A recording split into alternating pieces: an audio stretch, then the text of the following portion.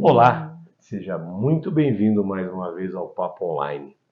Hoje nós vamos dar sequência ao nosso Desafios da Família Contemporânea, esse especial com a doutora Mônica Galano. E já falamos de diversos assuntos do relacionamento do casal. E hoje vamos falar filhos. Chegaram, e agora? Um pouquinho de choro, um tempinho de choro, ajuda o cérebro. Isso é uma loucura. Primeiro porque a criança já tem dentes. Eles jantavam todas as noites fora, ela vai ficar irritada, e a irritação e a depressão estão aí bem unidinhas. Elas andam juntas. Estão andando juntos, você não dorme bem. Quando levar a criança para o quarto dela? Vamos lá, Mônica. Ok, boa tarde ou boa noite. Este é um tema importante, né? Porque quando chega a criança, vai depender muito de em que momento o casal está. Será que o casal está muito no início? Eventualmente, chega antes do namoro, nem estavam namorando. Pode ser que chegue no meio do namoro, não estavam casados. Pode ser que seja no início do casamento, ou pode ser que seja quando já o casamento tem 10, 12 anos. Então, esse momento em que chega vai depender muito como se aceita a chegada de um filho. Esse é um ponto. Outro ponto é, mas queriam essa criança ou não, porque há pessoas que ou não esperavam ou não queriam ter filhos, enfim. Então, o acolhimento à notícia e ao filho depende muito do que, em que momento este filho chega. Por exemplo, eu estava pensando em um caso de um casal que já fazia 10, 12 anos que estavam juntos. Ambos trabalhavam, Sim. ambos tinham sua vida independente, ambos tinham toda uma série de organização quase sem nenhum tipo de distração, de conflito, já estavam adaptados. Certo.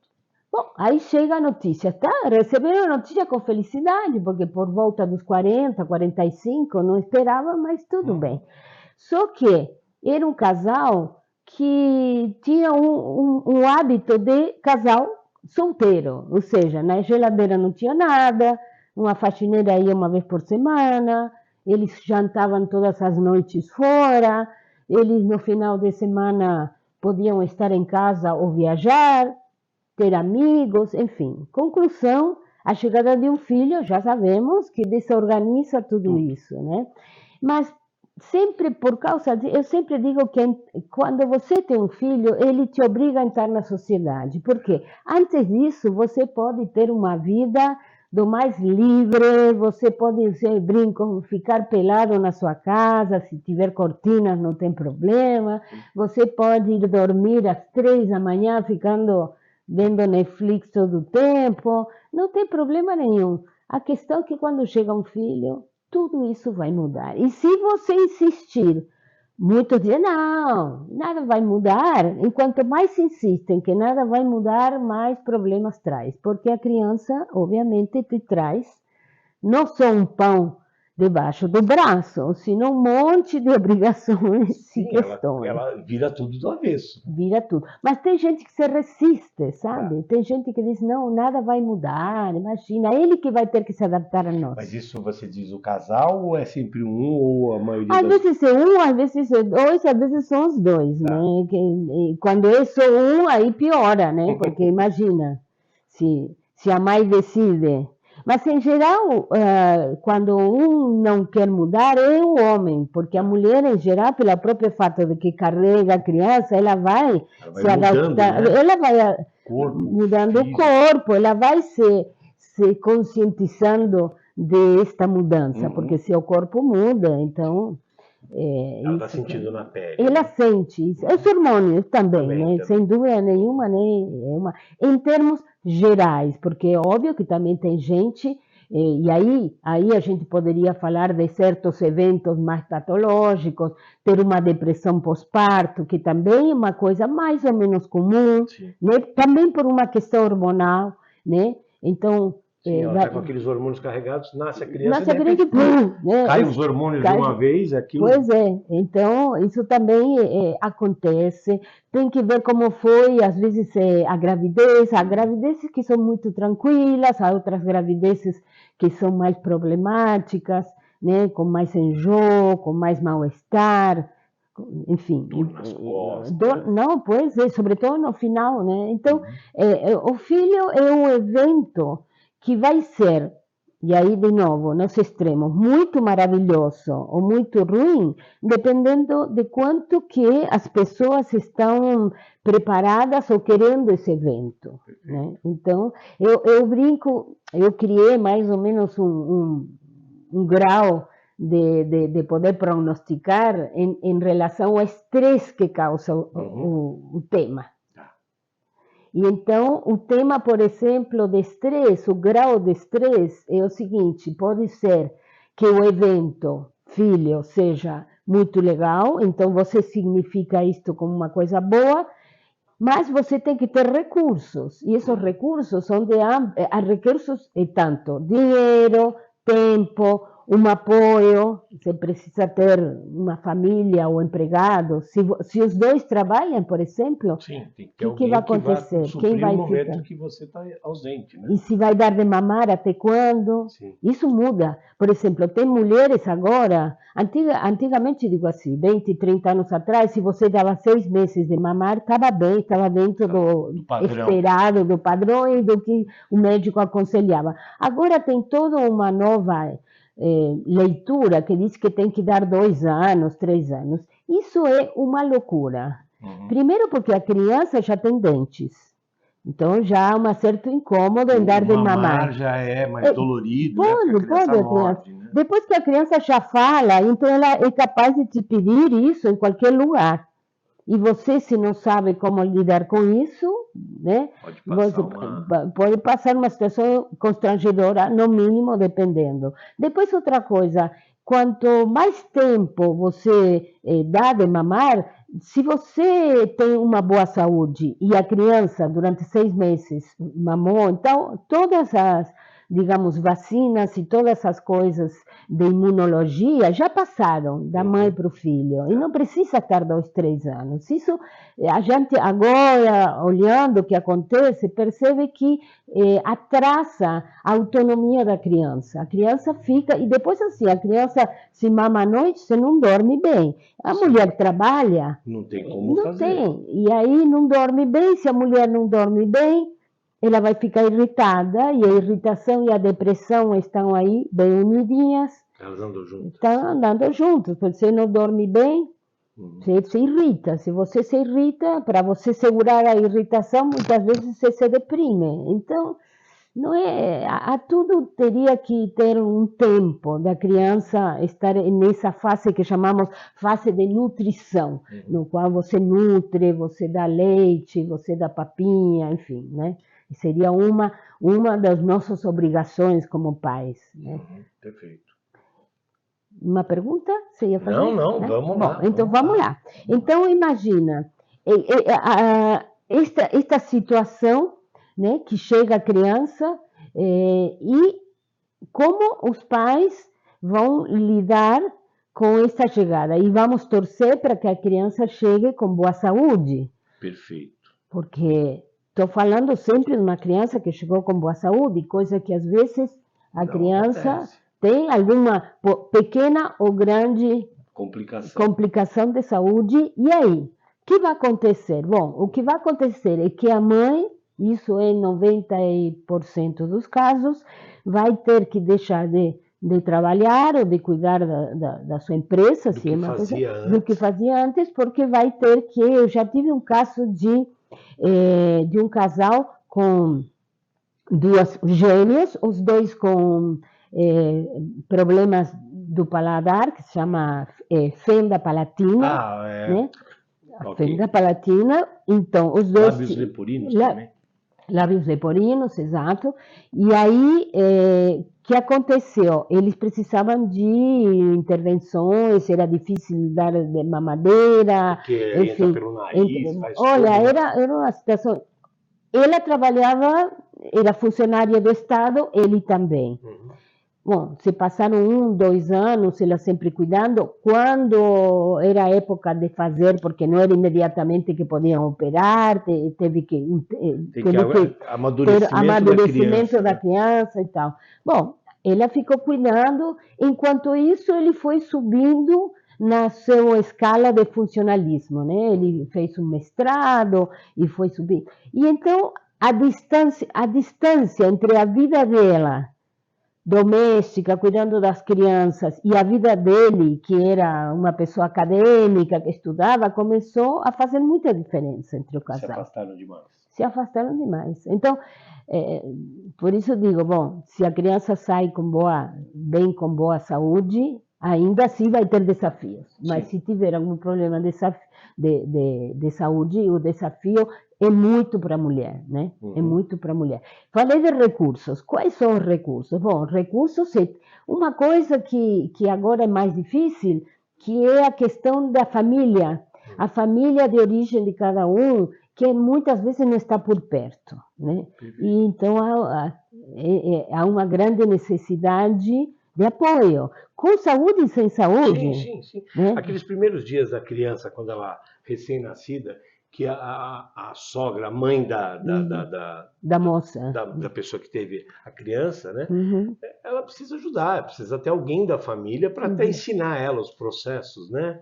Então isso é muito importante Você sabe que uma coisa, nós passamos durante dezenas, milhares de anos de ser famílias extensas, onde estava uma pessoa com os parentes, com primos, com mãe, né? Famílias que sempre alguém estava com a criança. Então a criança tinha muitos referentes, muitos braços para ser acolhida. Então se a mãe estava cansada, via uma tia, via uma avó, uma prima, alguém cuidava. Então toda essa socialização da criação da criança era boa, porque primeiro permitia para a criança ter muitos referentes. Perfeito. Depois deixava o casal um pouco mais leve, porque eles tinham muita ajuda. Sim, tinha um tempo para aquela respirada, para respirar. Né? E isso é importante. Eu sempre, quando trabalho com pais recentes, sempre pergunto: e vocês têm tempo de estar sozinhos? De estar só vocês dois? Retomar a conjugalidade? Porque muitas vezes a conjugalidade se perde. Logicamente que isto tem tudo a ver com quanto se prepararam, quanto que queriam essa criança. Tem muito a ver também com a cultura de cada um, porque eu já trabalhei com pessoas brasileiros e, por exemplo, americanos, ou pessoas que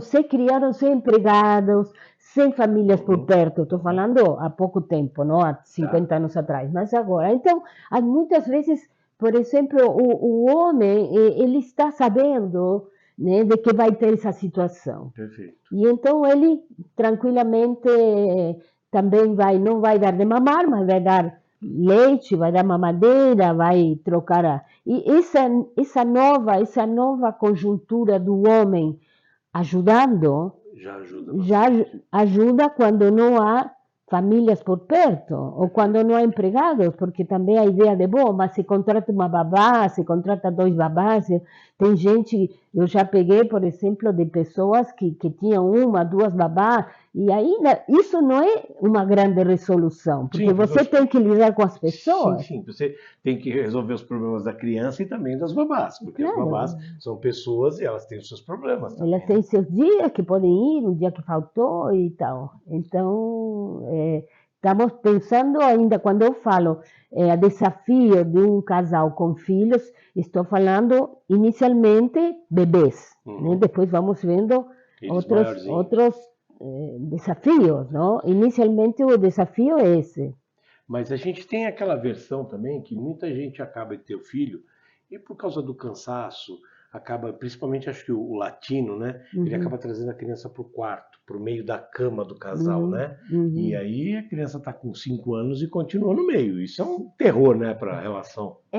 Isso é um terror para a relação, mas o pior é quando os dois se acomodam, Uhum. né? E acham, né? Já te contei que de pronto o marido falou, ai não, ele é tão fofinho. E eu perguntei, mas quando vão liberar ele? Aos 10 anos, quando tem a namorada? Em que momento vocês vão dizer para essa criança, Ô, meu vai filho, vai pro seu dormir, né? quarto, Vai para o né? seu quarto. E lógico, quanto mais você tenha esse hábito, mais complicado vai ser depois separação. a separação, porque você se acostuma, a criança se acostuma, e a autonomia dos pais e do filho fica totalmente comprometida. Então, quando levar a criança para o quarto dela?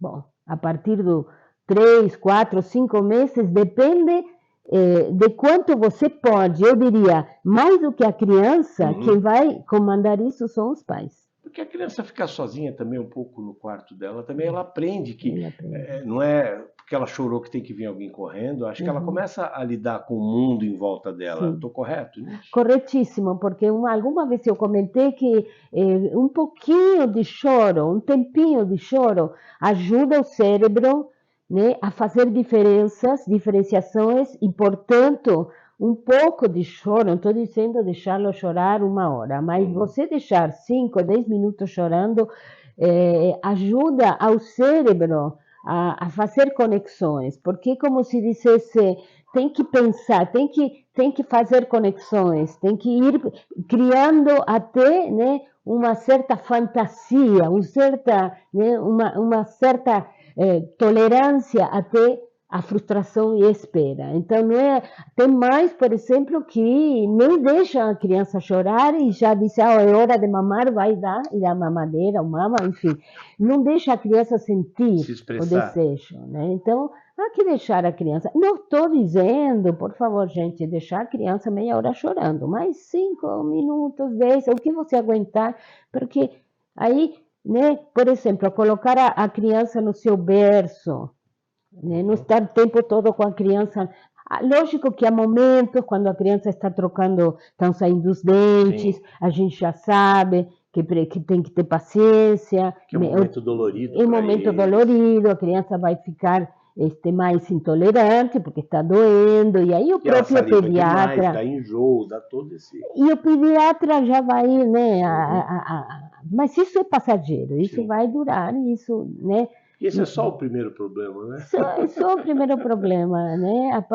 Então, diríamos, a primeira parte é a questão da nutrição. A segunda é que você, paralelamente, tem que protegê-lo. Então, você vê que ele começa a andar, aí você fala, ai, a quina da mesa, né? Ai, caiu, ai, pode ser... Bom, e aí entra outra questão, é como não passar os medos, as fobias que os pais têm, um pouco de proteção é necessário. Claro. Se você tem uma mesa de vidro com um canto assim, super melhor, né? Pois é. Mas também não precisa colocar almofadas em todo lado para que a criança nunca porque a criança vai cair. E quando a criança cai, é bom protegê-la, mas também não é fazer, porque a gente percebeu que quanto mais escândalo faz um pai quando a criança cai, mais medo a criança tem de cair, porque por algum motivo ela está fazendo escândalo. Agora, é muito ruim. Eu já vi muitos lugares, na Europa, sobretudo, na Alemanha, que a criança cai e os pais falam, levanta. Sim. Pronto, não foi nada. Mas não está saindo sangue também, né? Então, não coloque medos nas crianças que você tem. Se você tem muitos medos, cure os medos, porque vai passar tudo para a criança. E depois lá na frente a conta vem, né? É porque a criança, ela, junto com a mamadeira, vai mamar todos os medos dos pais, né? Então, ai, vai cair, ai, vai machucar, ai, vai não sei o quê, vai morrer, ai, não vai respirar, enfim, tudo os medos que os adultos têm, quanto mais medos tenham os pais, mais medos terá a criança, porque a criança, em geral, vem sem medos. Sim, ela vem... Não diria que matou a raça, mas a criança vem bastante limpa disso. Porque ela não teve experiências, né? Então, ela não sabe o que são as coisas, né? Pois é, então, nutrição, proteção E já vem logo uma coisa que chamaríamos de educação. Uhum. E você pode dizer, educação, puxa, educação desde o início tem que educar, que significa colocar limites. Isto pode, isto não pode. E falando de não poder, vamos ficar por aqui e continuamos a próxima semana. O papo tá legal, mas passa muito rápido. Então, fica para a semana que vem. Vou continuar falando nesse tema das Nossa, crianças. E até já. puxa Obrigado, vida. valeu.